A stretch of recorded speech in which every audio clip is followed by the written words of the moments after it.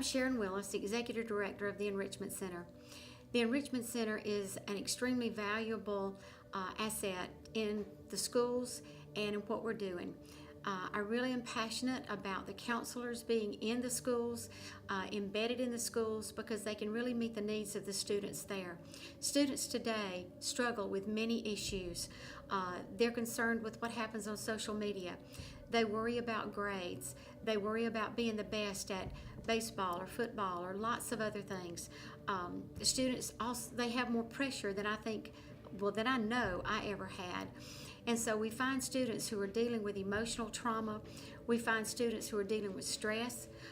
We find young students who have even contemplated, why should I be here? Why should I stay? So that's why it's so important, I think, for mental health counselors to be in the schools.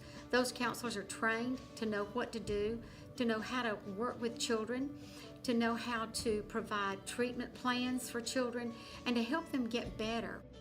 My name is Michelle Breeden, and I work at Liberty Middle School, and I am the 8th grade World History and Pre-AP World History.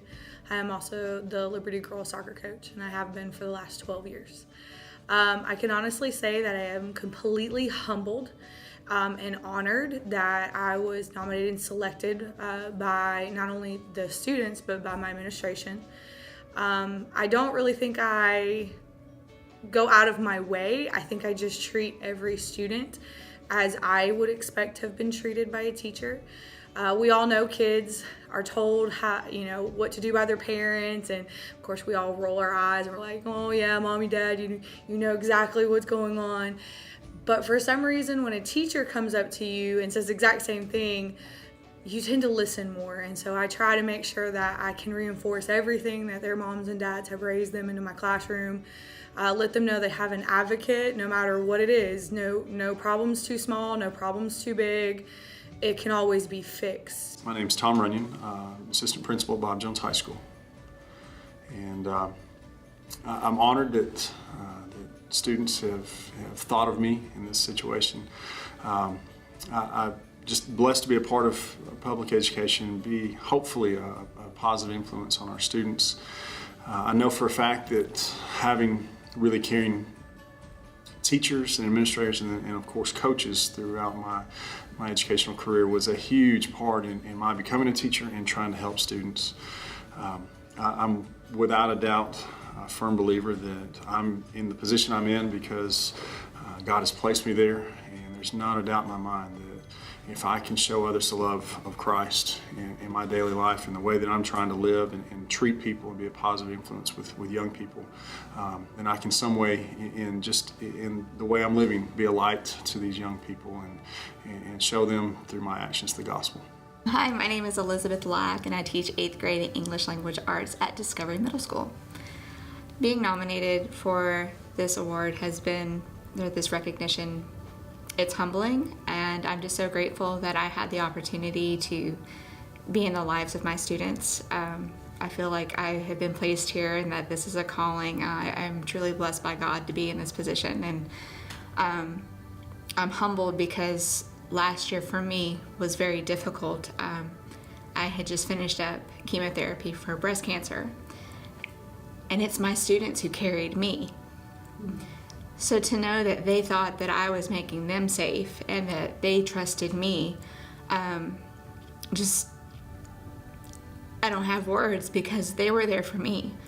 And we loved each other through the year, and they're my kids. Those are my school kids, those are my babies, and I'd move mountains for them. I'm Nancy Hartfield. I teach AP Calculus at James Clemens. I've been there since the beginning of the school, since it opened. I think that the fact that my door is always open, I try very hard. We have refuel at James Clemens, and unless I have a meeting, my refuel door is open and my room is full. And loud, kind of crazy, and exhausting at the end of the day, but really, really good. I feel like my students, because of that, feel like they can come in and ask for all kinds of things. And they do. They come in sometimes and ask for food, or they'll ask for help with math, or they'll say, something's going on at home and I want to talk to you. And I just try to be a listener. I try to be what I would want somebody to be for me. I try to build the relationships with the students and to encourage them. I love them. They're good kids.